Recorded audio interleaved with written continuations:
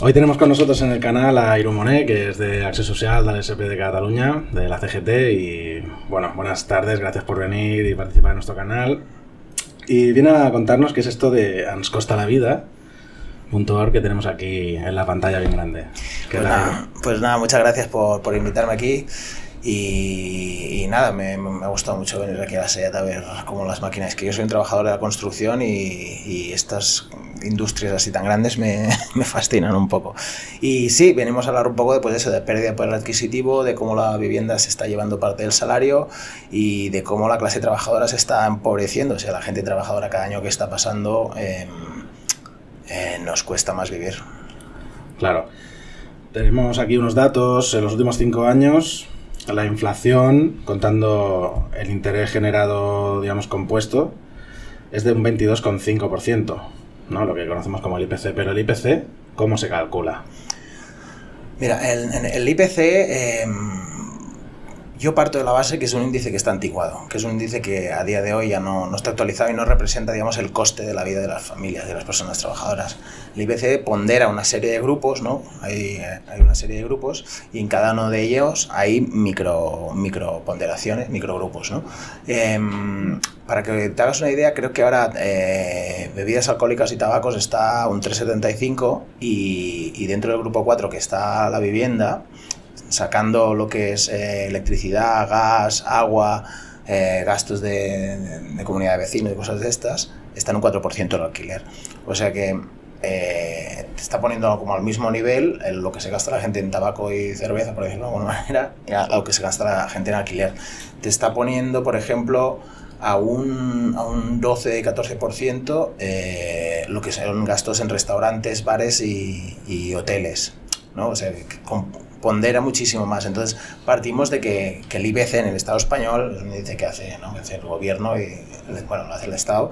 Desde mi punto de vista y desde una de las reivindicaciones que tenemos en la plataforma es que los salarios, aunque avanzasen igual que avanza el IPC sumándolo cada año, la calidad de vida, los índices de pobreza aumentan. ¿Por qué? Porque cada vez hay más gente que está de alquiler, cada vez hay más gente que se está hipotecando por más años y esos precios cada vez están más altos. Claro, es un indicador como el PIB, ¿no? Es engañoso porque el PIB al final es el Producto Interno Bruto, es toda la riqueza, digamos, que se genera en un país, pero claro, dividida, podemos decir, per cápita o en conjunto, ¿no? Pero al final es un indicador que te lleva a confusión porque si la desigualdad va en incremento, el pueblo es más pobre, por mucho que el PIB siga creciendo, ¿no? Sí. Luego tenemos aquí el salario medio, que en los últimos 5 años ha subido un 18,3%. Que volvemos a lo mismo, esto es como el PIB, ¿no? O sea, al final, si los CEOs están subiendo el salario, también computa, ¿no? Para la media. Aquí hay varias cosas. Mira, por ejemplo, ahora mismo en el Estado español están diciendo que vamos disparados, ¿no? La economía va como un tiro, el PIB está por encima de la media europea, la renta per cápita se está disparando, etcétera, etcétera. Pero es eso, no se está viendo. Creo que la renta per cápita, la media está en 39.000. Pero no se está viendo que el incremento de los costes de la vida ha subido mucho y que la media es una cosa, pero la realidad de las personas, o sea, la realidad de la mayoría de la gente no es esos 39.000, sino que está muy por debajo. Mira, hay una cosa que ELA lo ha tirado para adelante, los economistas de ELA, del sindicato de Euskadi, que es que lo que dice es que en una sociedad justa, hablando en términos socialdemócratas, no en términos ni revolucionarios, ni socialistas reales, ni nada, cada persona, como mínimo, para vivir bien, tendría que tener el 60% del Producto Interior Bruto, ¿sabes? Del Producto Interior por cápita. Si nos dividimos esos 39.000, nos vamos a unos 1.600 y pico, ¿sabes? Eso debería ser el salario mínimo, para que nos entendamos, para vivir en una sociedad de los términos socialdemócratas justos. Y ha subido hasta 1.230, si no recuerdo mal ahora, el SMI, el salario mínimo interprofesional. Y bueno, la patronal lleva llorando 3 años con esto y ha subido muchísimo, pero no se ha notado en los convenios tampoco, ¿sabes? O sea, ha pasado algo aquí raro que es, claro, el salario medio ha subido porque el SMI ha subido, pero no tenemos en cuenta mucho los salarios de los altos directivos de estos, hay una media esta, pero digamos, el salario modal, que es el que más gente cobra, se ha quedado con el SMI. O sea, creo que hay un 4% un 4,5% de la población que está cobrando el SMI, y el otro que más común, que es un 4%, son 19.000 euros anuales brutos. Entonces, el incremento del SMI, una cosa es que no ha alcanzado, digamos, el coste de la vida, ¿no? Cómo ha aumentado el coste de la vida, y por otro, el SMI siempre era el salario, vamos a hablar un poco así, pero el salario de mierda, ¿no? El salario de la gente que más mal cobra, ¿no? Es como, eres muy pringado si cobras eso. Y no ha hecho el efecto tractor. ¿Qué tenía antes el SMI? Que si subía 200 o 300 pavos, ¿sabes? En 2 años los salarios se conviene, decían, tío, no vamos a subir ni lo que ha subido el SMI, y ahora no está pasando eso. ¿Sabes? O sea, no hace este efecto tractor, ¿no? Este efecto de empujar los salarios de convenio. Entonces estamos un poco que, pues eso, que hay que espabilar porque no... O sea, todos estos datos y estos macrodatos en la realidad de la gente trabajadora no se está reflejando.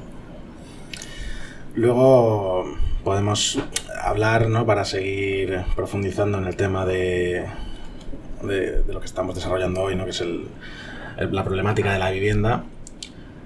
¿Cómo se ha vivido, tú que eres vecina de Barcelona, en los últimos años, pues la entrada de los fondos buitre, ¿no?, de este capitalismo, turbocapitalismo, digamos, que está devorándolo todo, ¿no? ¿Cómo lo habéis vivido desde Barcelona? Esto hace no sé, ahora no se recuerdo, pero pongo que hace una década que se está hablando, pero mira, yo soy vecino de Gracia, yo vivía con mi abuela en el barrio de Gracia, y de mi familia, que éramos, mi abuela tuvo 10 hijos, y cada uno de sus hijos tuvo, o sea, yo tengo muchos primos y muchos tíos, no quedamos nadie en el barrio de Gracia. Yo el último en irme fui yo. Y te estoy hablando cuando yo empecé a currar, que yo me fui muy prontito de casa, pero yo empecé a currar justo cuando el cambio al euro y todo eso, y era el último mono el que le llevaba los cubetas de mortero a los paletas, y con ese salario, que creo que eran 80.000 pesetas, que luego pasó a euros y ese cambio también nos la dieron con queso ahí, yo podía alquilar en Gracia, podía comprarme una Derby Variant y salir con los colegas por ahí, o sea, más o menos tenía lo que hoy se llama suspiros de clase media, ¿no? Podía ser de esa gente que se cree clase media y que es trabajadora. Hoy en día, el último mono de la obra, o sea, el chaval que acaba de entrar oficial de tercera, el ayudante, ¿no?, el de esto, está cobrando 1.300. En Gracia, la media está 1.380. O sea, no te puedes ni comprar un piso. Pero es que esto que empezó en los 2000, esa mancha de la gentrificación, fue subiendo, ¿no? Y la gente en los barrios decía, no, en los barrios mira, en la Barceloneta no pueden ni vivir, ¿no? Que la Barceloneta, yo cuando era pequeño también era un barrio bastante kinky, ¿no? Era bastante... Pues fue subiendo. Ahora tú te vas a nuevos barrios y hay... El otro día fuimos a currar a un local que era un inversor francés que se había comprado 2 locales en nuevos barrios, ¿sabes? Ahí perdidos más arriba de la Ronda de Dalt. O sea, ya está llegando ahí. Y si tú te fijas, y si miras el mapa de la vivienda de la Generalitat, las zonas tensionadas son la mayoría de Cataluña ya. O sea, hay pueblos muy pequeños de menos de 10.000 habitantes o así que no están, pero ya es en el Pirineo por el turismo y por las segundas residencias, en la costa por el turismo y las segundas residencias, y en los pueblos de alrededor del área metropolitana también hay gentrificación. Porque es que toda esa gente que no se puede permitir comprar o pagar una hipoteca, hacerse una hipoteca en Barcelona o en esto, acaba yendo eso alrededor. Y eso tensiona al área metropolitana, digamos, el cinturón del área metropolitana. Y entonces hay una gente de ese cinturón que se van un poco más arriba, ¿sabes? Y está llegando en sitios como Berga, que era impensable hace 20 años, impensable que subieran los precios en Berga, pues ahora ya me están diciendo que están subiendo los precios. Claro. En definitiva, nos están echando de nuestros barrios, nos están echando de nuestras ciudades para... Bueno, es que están convirtiendo Barcelona en un parque temático prácticamente, ¿no? Sí. Del turismo. Y no es que nos echen, porque hay mucha gente que aguanta, porque dice, prefiero quedarme a vivir en Vallcarca o en, yo qué sé, o en Sants, porque no quiero estar cada mañana 1 hora en un atasco, o no quiero estar en la puta Renfe cada día 1 hora y media, ¿sabes? Sin saber si voy a llegar a la hora al curro no, y entonces lo que está habiendo es una absorción, ¿no? de los salarios de la gente trabajadora, de la clase trabajadora, a los bolsillos de esa gente que por inversión o por herencia o por lo que sea, tiene unos cuantos pisos y ha decidido aprovecharse, ¿no? O sea, hacer de tío Gilito, hacer de buitre usurero y aprovecharse al máximo, ¿no? Porque es el mercado, y el mercado, no pedir eso es claro, ser tonto, ¿no? Y yo entiendo, si tú tienes 3 pisos y no pedir eso es ser tonto, pues entiendo que la mayoría de la gente acabe pidiendo estas barbaridades que se están pidiendo por vivir en un piso, ¿no? Que eso que ha aumentado un 140% en una década, y lo que hay que hacer es regular eso para que no lo puedan hacer. Claro, yo creo que esto han sido capaces de hacerlo porque llevan décadas de doctrina neoliberal, ¿no? Bueno, nos están metiendo unas ideas en la cabeza ya como sociedad, ¿no? Y que todo el mundo da por sentadas, ¿no? El sentido común al final de la gente, la ideología, digamos, general, porque todo el mundo tiene ideología aunque no sea consciente de ella. Sí. Entonces, las personas tienen interiorizadas una serie de valores que responden a los intereses del capital. Entonces, esto pues se ha normalizado que se especule con la vivienda, ¿no? O sea, pues que, oye, pues, y además, pues aquí tenemos compañeros, ¿no? Yo conozco gente en la SEAT, no es que mira, ahora, como ya acabo de pagar la hipoteca, pues me metí en otro sitio y ahora la alquilo y tal, y como que todo el mundo entra un poco en la rueda, y eso es el anzuelo, ¿no?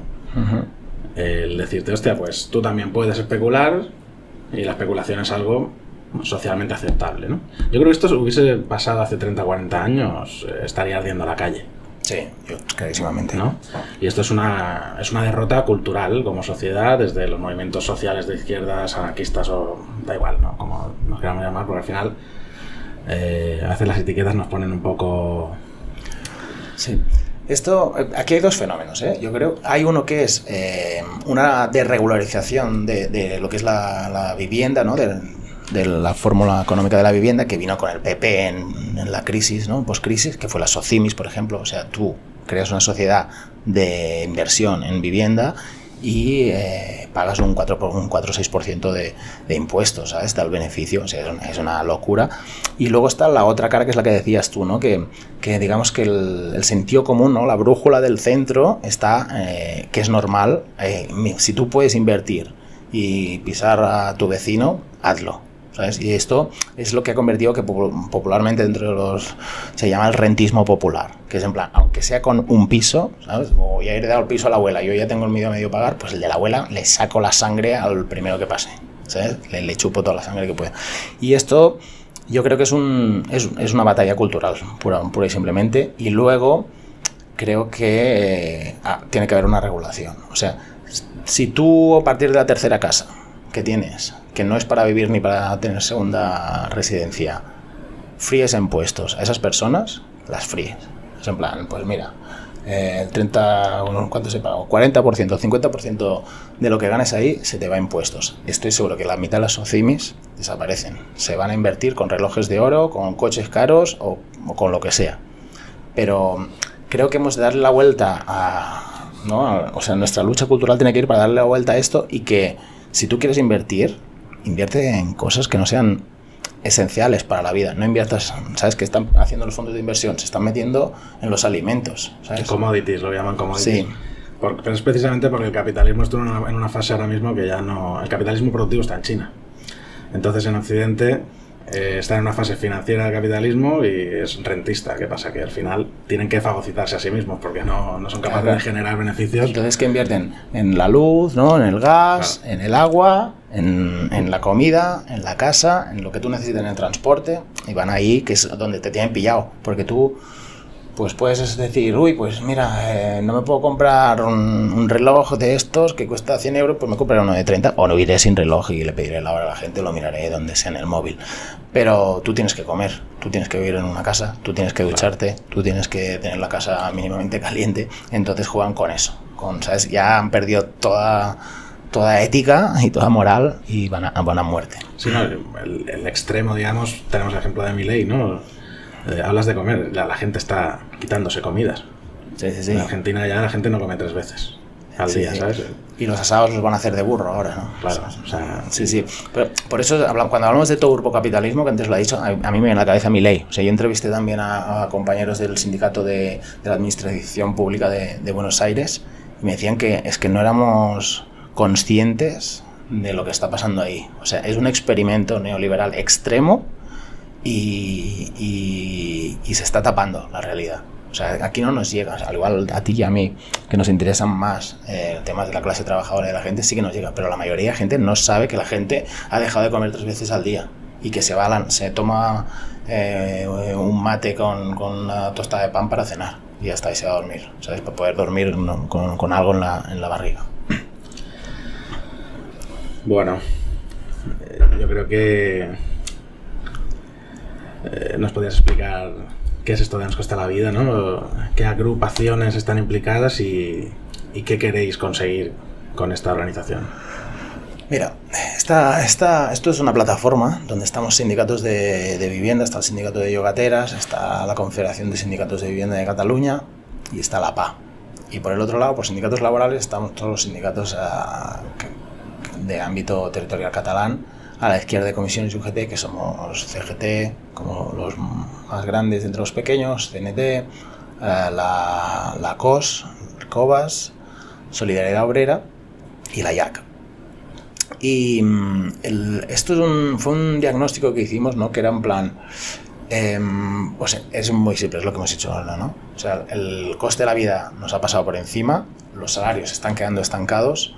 Y si tú miras el CIS de enero, lo que te está diciendo es que la percepción de la gente es que el principal problema en España, con un 40%, es el acceso a la vivienda. Y el segundo son los problemas económicos. Y yo me fui a mirar este CIS y decía, ¿qué son los problemas económicos para la gente?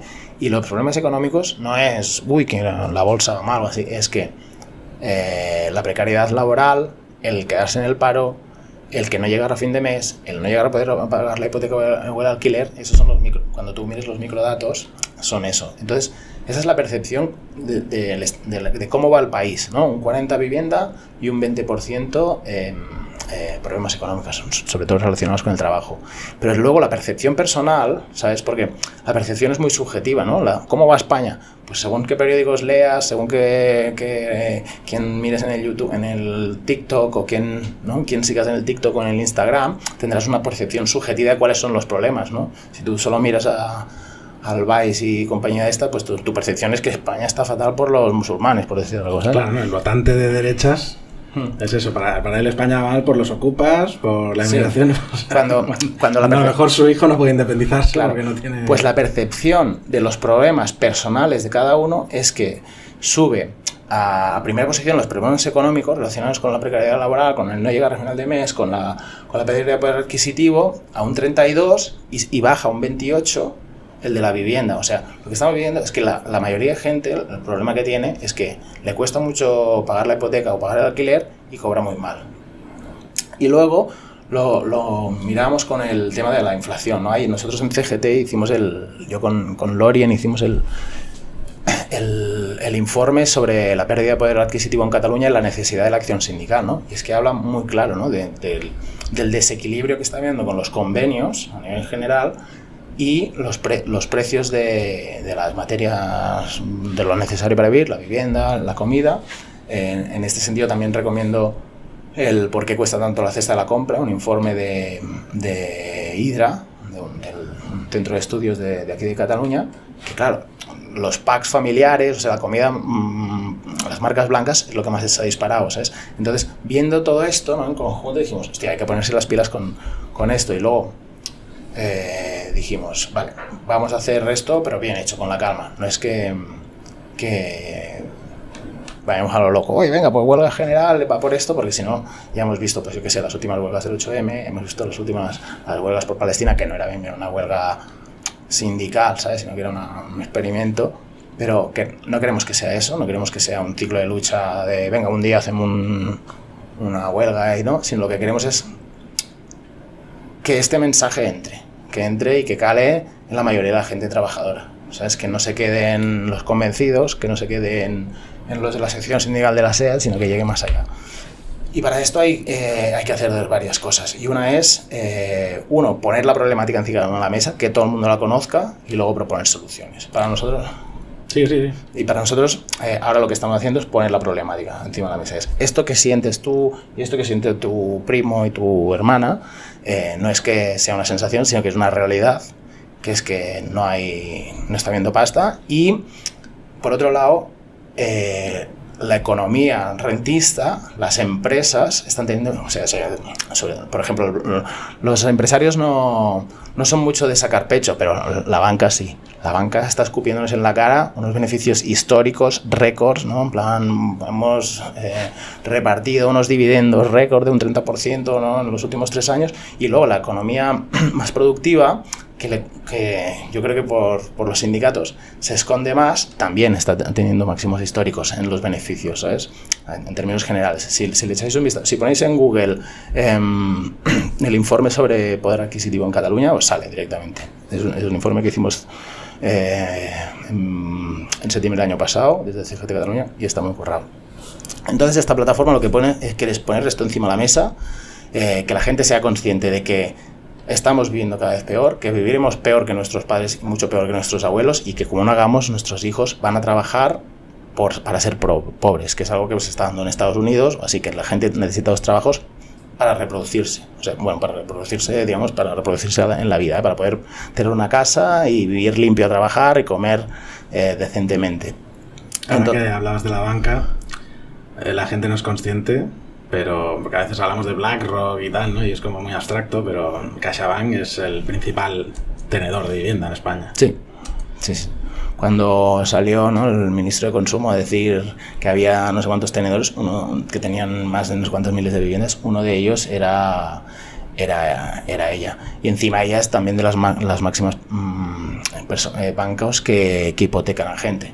Sabes que la hipoteca también es una forma de tener beneficio, porque tú compras algo de 200 y acabas pagando 260.000 o 290.000, depende cómo la tengo. Entonces, claro, aquí hay que ver qué pasa con esto, o se hace otro tipo de banca, o se les fría impuestos para que haya un retorno con todo esto, porque si no, no podemos. Bueno, y sigo con lo de la plataforma. Entonces nos unimos para un poco poner esto encima de la mesa y luego ir proponiendo una serie de soluciones. Las soluciones que proponemos y que queremos llevar, al Parlamento catalán y al Congreso, es que tiene que haber un debate público a nivel laboral sobre el IPC. O sea, los convenios, solo pactando una cláusula de garantía salarial, que cada vez hay menos convenios con cláusula de garantía salarial, no es suficiente para mantener el poder adquisitivo de la gente que trabaja, sino que hay que tener una cláusula sobre los precios de la vivienda ahí, porque mucha gente me dice, pero ya hay mucha gente que tiene que pagar la hipoteca, y al igual aquí en la SEAT tenéis un trabajo fijo y la gente está, pero si tú miras las estadísticas, o sea, lo que te dice la misma Generalitat en su oficina de vivienda, es que en Cataluña hay un 26% de personal pagando vivienda, o sea, el alquiler, y luego hay otro 28% pagando hipoteca, y luego el otro ya la ha pagado la hipoteca o le ha caído de la herencia, etc. O sea, está hablando más de la mitad del personal, y lo que pasa es que esta cifra se está ensanchando. O sea, no es que cada vez más gente vaya a tener la hipoteca pagada y luego la vaya a heredar, sino que cada año que pasa, cada vez hay más gente pagando alquiler, cada vez hay más gente que se quiere hipotecar y no puede, y esto es un problema que o lo paramos ahora o en el futuro va a ir muy mal. Entonces creemos que el IPC no pondera suficientemente la vivienda, y hay que tenerlo en cuenta esto a la hora de firmar convenios. Luego, enfocado un poco con el tema de la renta per cápita, ¿no?, y del Producto Interior Bruto. Si hay tanta pasta, si estamos generando tanta riqueza como país, hay que repartir un poco más. Y ya sé que Foment del Treball y la COE llorarán lágrimas día y noche si se sube más el SMI, y nos prometieron que se iba a hundir la economía y no ha pasado nada. Pues nos creemos que hay que subirlo a 1.500 y las pensiones también, porque está tan caro todo que si no la gente no puede vivir, no puede reproducirse, no puede mantenerse. Y luego hay que atacar un poco el tema de la jornada laboral. O sea, se puso, ¿no? Sumar lo puso encima de la mesa, lo de bajar a 37 horas y media. Tú si te paras a mirar la productividad en el Estado español con la digitalización, la robotización, bueno, está avanzando todo técnicamente, está avanzando la productividad. Como nunca, todo hay que lloren mucho con la baja y con las bajas y que la gente no va a trabajar. Está aumentando la productividad y está aumentando la eficiencia industrial en el Estado español. Entonces creemos que es el momento de bajar las horas a 35 horas la jornada sin pérdida salarial y que se reparta ese trabajo. Porque si no, claro, luego las ayuditas y no sé qué. No, pues reparte el trabajo. Estoy seguro que si tú le das a alguien un trabajo de 35 horas que se puede reproducir con sus 2.000 y pico euros, van a querer trabajar, no van a querer vivir con una ayuda de 600, 700 euros.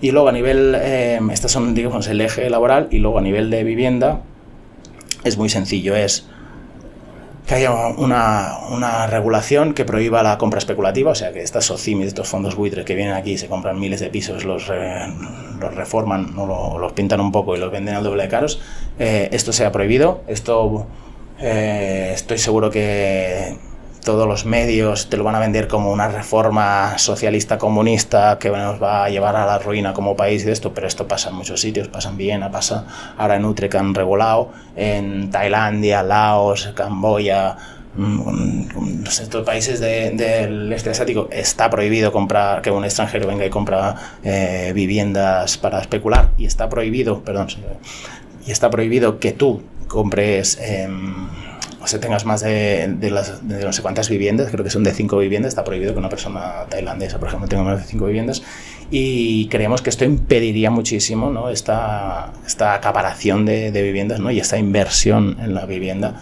Y luego, por otro lado, está el que se regule el precio del alquiler bien, o sea, que no solo que esta trampa que han hecho, este vacío, este agujero que tenía la ley de que le puedes ponerlo en alquiler de temporada, ¿no? Que luego alquiles menos de un año, lo alquiles 11 meses y lo puedes poner al precio que te dé la gana, o compartimentes un piso, ¿no?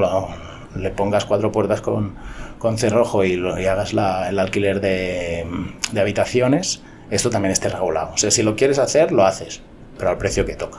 O sea, y un poco es esto a nivel más económico. Y luego el sindicalismo de vivienda está reclamando también derechos, porque en otros países, en Suecia, por ejemplo, el Tenant Union, los sindicatos de inquilinas están regulados. Se pueden hacer una huelga de alquileres. Si tú eres el delegado del bloque, estás protegido, se te tienen que renovar el contrato de alquiler, ¿sabes? No te pueden echar con ¿sabes? Un poco equiparándolo a un delegado sindical de una empresa. Pues estas son un poco las reclamaciones, y eso, estamos en la primera fase para ver cómo digamos, un poco entre los convencidos ir charlando, y luego hay tres fases del plan. Sí, yo creo que lo más importante es convencer a la gente, ¿no? O sea, al final, de que lo que le está pasando no es culpa suya, y que no ha fracasado personalmente como trabajador, sino que como sociedad, la sociedad no le está dando una respuesta y está sustrayéndole su salario para entregárselo a un buitre o a una persona que está acumulando capital a costa suya, ¿no? Has hablado de los convenios. En las grandes empresas, en las empresas del metal como la nuestra, antiguamente se negociaban convenios con el IPC más un incremento salarial. Hace ya años que tenemos que pelear, y hemos hecho huelgas, por ejemplo, la CGT en los últimos convenios, para mantener el IPC, y aún así en el último convenio, por ejemplo, pues hemos perdido más de un 3%, y es algo que es una tónica general en todo el sector, y aún más en las empresas donde no hay sindicatos minoritarios. Esto lo podéis comprobar, por ejemplo, en Volkswagen Navarra, que tienen el ALAB, CGT, aparte de UGT y comisiones. Aquí que estamos nosotros, hemos tenido una pérdida salarial, digamos, muy pequeña en relación con otras empresas, como por ejemplo la Ford, que está a UGT con un 95% de afiliación, o sea, prácticamente hegemónico, y llevan con el salario congelado desde hace 15 años, y ya les está avisando la empresa de que les van a congelar el salario en el siguiente convenio también, ¿no? Entonces, pues poner en valor el trabajo que están haciendo las secciones sindicales de estos sindicatos minoritarios y que cada vez estamos creciendo más, y creo que es importante pues renunciar a este contrato social, digamos, del sindicalismo con la patronal en España, que nos habla de estabilidad, que nos habla de paz social. Hay que romper con la paz social, hay que volver al conflicto de clase y hay que empezar a organizarnos como sociedad. Es que mira, el informe que hicimos de la pérdida de poder adquisitivo, el segundo título es "y la necesidad de la acción sindical", y eso es lo quisimos poner al final. No, y hay que poner esto porque si no, nosotros no somos un centro de estudios, sino que hacemos informes para algo, para que luego haya una acción sindical que nos haga superar. Y yo creo que el modelo de concertación sindical, este modelo de despacho, de palmadita en la espalda con los directivos y con todo esto, está fracasando, y está fracasando desde hace mucho tiempo. Y este es lo que acabamos de contar ahora, de esta pérdida de poder adquisitivo y esta incapacidad de comprarse una vivienda de la juventud, se tiene que independizar a los 30 años, es resultado de las patronales, de la avaricia, de un sentido común neoliberal, pero también es resultado de unos sindicatos que se han acomodado y que tienen más miedo a perder subvenciones que a la lucha, ¿no? Que tienen más miedo que prefieren antes que perder delegados, firmar mierdas, ¿sabes? Y entonces esto es como comisiones hasta el Congreso del 89. Yo creo que más o menos era combativa, pero vio que UGT, jugando a los despachos, afiliaba a más gente y se apuntó a este carro. Y ahora, pues no sé, cuando hubo la crisis inflacionaria del COVID, ellos hicieron esa performance de salario o conflicto. Luego no vimos conflicto, están firmando, cuando había en 3 años una inflación de eso, un 18%, ellos seguían firmando 3s y 3s y 4s y no sé qué, ¿no? Que te quedas muy por debajo. Y es que ellos han renunciado al conflicto en las empresas. O sea, yo en la construcción, yo antes cobraba 2.500 pavos netos, ¿sabes? Y ahora estamos cobrando 2.000. O sea, un oficial de primera está a 1.900 y pico. Eso es lamentable. O sea, los convenios de la construcción son horribles. Y es porque no hay hostias. Es que es así de sencillo. Entonces, ¿qué pasa? Que comisiones a qué juega. Es en plan, vale, pues vamos a cambiar cromos. Como no hay presión, simplemente se cambian cromos para que parezca que hagan algo. Entonces, en plan, vale, yo te doy el plus de nocturnidad, tú me das el plus tóxico. Yo te doy un aumento salarial de un 3%, pero tú me das que si, ¿no? un índice de productividad que si baja, ¿no? Si hay unas bajas de más del 6%, te quedas así, ¿no? Y hay un intercambio de cromos, pero no avanzamos. Claro, si tú le plantas, hay un conflicto, hay movilización, hay empoderamiento de las plantillas, de la clase, hay huelga, hay daño a la imagen, hay daño a la economía, a la productividad, al bolsillo. Claro, los otros no intercambian, sino que te dan cromos nuevos. Te dicen, venga, va, 2 cromos, un aumento salarial del 10 y las nocturnidades y los tóxicos te los pago al triple. Y ahí es donde tenemos que volver a jugar la partida, porque es que si no, ¿sabes? Siempre perdemos. Pues acabamos perdiendo, sí. Y luego te quería comentar también los problemas derivados, ¿no? de la crisis de la vivienda. Porque a veces se nos presentan una serie de problemas, sobre todo en los medios de comunicación masivos, ¿no? Que parece que surjan como setas, ¿no? Que no sabemos de dónde vienen. Y están directamente relacionados con la crisis de vivienda, ¿no? O sea, te dicen, es que en España no tenemos hijos, ¿no?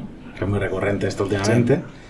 Y además asociado con paranoias de estas como el gran reemplazo, esto que dice la derecha, ¿no? Coño, pues es que tú estás dando facilidades para que la gente pueda reproducirse, ¿no? Porque, sí. O sea, al final, si te vas de casa con 30 o 35 años y el 80% de lo que ganas lo tienes que invertir en la vivienda, ¿cómo vas a tener hijos, no? Con la inseguridad con la que vive la gente, y te dice uno que tuvo 3 hijos, tengo, y 2 los tuve y luego me vino la crisis, ¿sabes? De esto, y lo pasé muy mal, porque de golpe yo era una persona que trabajaba en la construcción, cobraba mis 2.000 kini, en una época que los alquileres eran mucho más baratos, y claro, bueno, pues 2 hijos, venga, adelante. Y luego vino la crisis, no había curro, no de esto, y sé lo que se sufre teniendo que alimentar y tirar para adelante 2 personitas. Y entiendo perfectamente que la chavalada no quiera tener hijos, porque es que con esta inseguridad en la que viven, tío, inseguridad de un salario de mierda, pero también que no sé si te pueden echar y pasa cualquier mierda, hay un mínimo de pérdidas y las empresas cierran, ¿sabes? Ya, esto es un desmadre. Tienen todas las facilidades para cerrar. Inseguridad de que el casero se cansa de ti y quiere subirlo en 1.000 pavos y que venga un italiano de una multinacional y te echa del curro. Entonces, ¿cómo vamos a tener hijos así? Yo es que lo pienso y digo, es que Que normalísimo, tío. Yo no hubiese tenido ni medio, vamos. Y te lo dice uno que tiene 3, que sabe lo que hablas. Claro. Entonces, y luego también el tema de la salud mental, ¿no? Que es una lacra de la sociedad en la que vivimos. Y creo que, bueno, últimamente ha salido en los medios de comunicación el tema de los porcentajes de las bajas, ¿no? Que lo que representan las bajas por problemas de salud mental han subido la hostia, ¿no? Es como que más de la mitad de las bajas hoy en día ya son por salud mental. Y esto tiene que ver pues con el estrés que te genera el no saber si vas a llegar a fin de mes, el no saber si te van a renovar el contrato de alquiler y todo esto, ¿no? Al final es como que el techo, ¿no? Y la seguridad que te da el tener un techo es como algo muy, muy esencial, ¿no? Al final es el pilar sobre el que vas a construir tu vida, ¿no? Esto, mira, había un estudio de Inglaterra de hace 2 años que decía, sobre todo en los cinturones industriales, que ahora, pues eso, las acerías, las exminerías, todo esto, que han perdido toda enraiciamiento, o sea, la gente ya no está enraizada, ¿no? O sea, arrelada a sus barrios y sus pueblos, no tienen curro, no sé qué. Hay una adicción a los diazepanes y todas las benzodiazepinas, se llama, pero comúnmente creo que se conoce como diazepam, oloroazepanes, o etcétera, sí, etcétera. Sí. Que está la gente que ya, o sea, son autómatas, pero no lo digo como una comparación poética, sino que son realmente gente que lo que detectaban es que dejaban de sentir emociones. O sea, la gente está hinchada a diazepanes, ahí van a currar, son transportistas de Amazon y de no sé qué, y que decían que después de mucho tiempo consumiendo eso, vale, no están estresados, no están quemados, no tienen angustia, pero es que dejan de sentir emociones, dejan de sentir amor, odio, dejan de sentir alegría, ¿sabes? Felicidad. O sea, la gente se está trastocando, y esto yo creo que es una degeneración del capitalismo extremo, que es que, vale, tú tienes que ser productivo, entonces te hincho a este tipo de medicina y acabas tú perdiendo la razón humana de ser, ¿sabes? Esto es muy fuerte, sí. Esto, si lo miráis, hay un estudio que me lo miré y dije, ¿esto qué mierda es, tío? Bueno, para acabar, creo que podríamos hablar de la encuesta, ¿no? Que tenemos aquí. Sí, esta encuesta, os he traído unos cuantas fotografias, a ver si las queréis repartir por aquí. Esta encuesta es porque queremos saber exactamente cuáles son los problemas de la gente trabajadora de toda Cataluña. O sea, no queremos solo entender con las cifras de las encuestas públicas, ¿no? Que muchas veces también tienen rangos muy pequeños, ¿sabes? Te crees que te dicen la verdad, pero son rangos a veces en Cataluña 6.000 personas, una encuesta de 6.000 personas. Puede haber muchas casualidades que te hagan subir para arriba o para abajo. Y es una encuesta que habla de los problemas de trabajo, pues de qué es cuáles son tus necesidades en el trabajo, qué es lo que te inquieta en el trabajo, pues si los derechos, que te echen, bueno, hay una serie de preguntas, se contesta cada 5 minutos si vas rápido, 10 si vas lento. También hay problemas relacionados con vivienda, y al final también hay como una invitación a tú lucharías por esto, tú harías una huelga para... ¿no? Hay una serie de preguntas, y ¿tú crees que hay que rebajar la jornada laboral en el Estado español? ¿Sí o no? Tú, si has dicho que sí, ¿qué la bajarías? ¿A 35 horas, a 37 y media, a 38 o a 4 días semanales? Entonces, todo esto, ¿no? Luego te dice, ¿y te organizarías para conseguir todas estas cosas? Es como una cosa, un análisis, pero también luego te hace una invitación a, tú querrías solucionar estos problemas que tienes en el curro.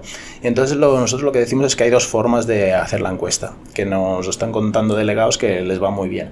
Una es la forma pasiva, que es, pues repartes en la salida, ¿no? Aquí en la salida del turno de mañana o de tarde lo repartes, o lo envías por correo electrónico, ¿no? Como hay secciones que pueden enviar correo electrónico, y lo hay la forma activa, ¿no? Que por ejemplo el otro día hablaba con un compañero de una empresa de informática que le servía para, esto te conecta al móvil, ¿no? Y es una encuesta que contestas en el móvil, y le servía para ir, por ejemplo, a departamentos que no tienen gente de la sección sindical, pues que iban ahí, hablaban con la gente, ¿no? Y entonces se hacían también una radiografía de otras zonas en las que ellos no están, ¿no? Porque en la CGT siempre tenemos más gente en los colegios obreros, ¿no? Y a veces en oficinas menos, ¿no? Pues también nos servía como para subir a oficinas, hablar con la gente de oficinas, y eso. A nosotros luego el día 6, el sábado, haremos la primera presentación de datos, y queremos seguirlo haciendo un año.